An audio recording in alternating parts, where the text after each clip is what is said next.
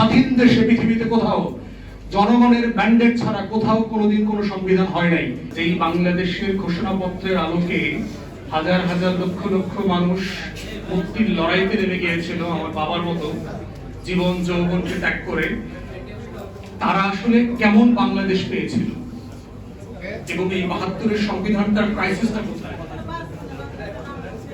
গাঠনিক একটা ক্রাইসিস আছে ৭২-এর সংবিধানে, সাবস্টেন্সের আগে সেখানে বলছি আর কি।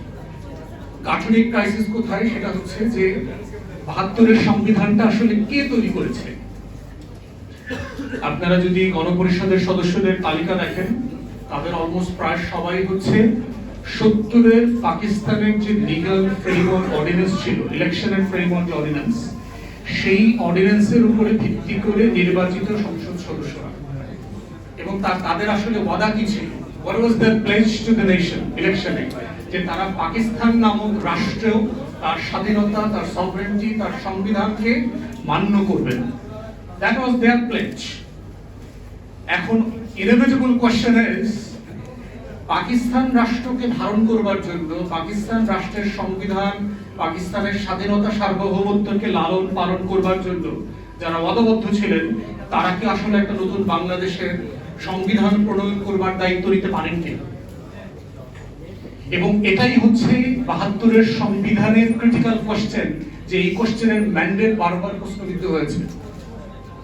এখন অবভিয়াস কোশ্চেন হচ্ছে যে ওয়েল, তখন তো সময় ছিল না, আমরা কি করব? ওয়েল, গণপরিষদ নির্বাচন দিলেন না কেন? যে আমরা নতুন নির্বাচন করতে চাই, নতুন সংবিধান তৈরি করতে চাই।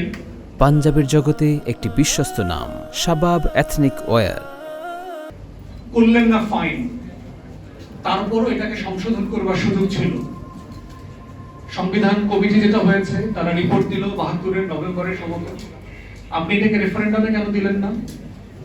যে আমরা এই গণপরিষদ একটা সংবিধানের ড্রাফট করেছি জাতির ম্যান্ডেটের জন্য, এইটা আমরা এখন জনগণের সম্মতির জন্য আমাদেরকে রেফারেন্ডামে দিচ্ছি, দিলেন না তো?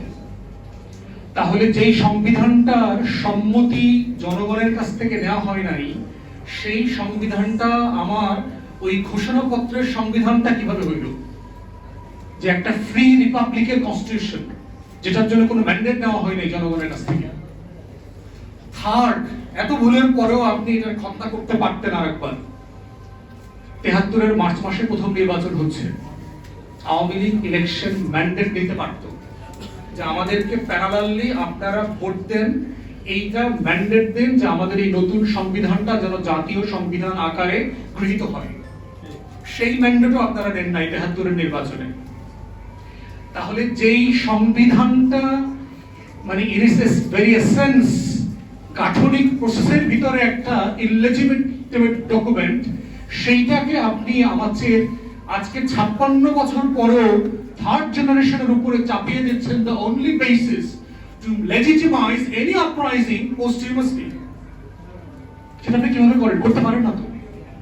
এটা জেস্টেশনই একটা ইললেজিটিমেট ডকুমেন্ট ৭২-এর, যেটা গাঠনিক প্রক্রিয়াটা সঠিক ছিল না, জনগণের সম্মতি নেওয়া হয়নি। স্বাধীন দেশে পৃথিবীতে কোথাও জনগণের ম্যান্ডেট ছাড়া কোথাও কোনোদিন কোনো সংবিধান হয় নাই।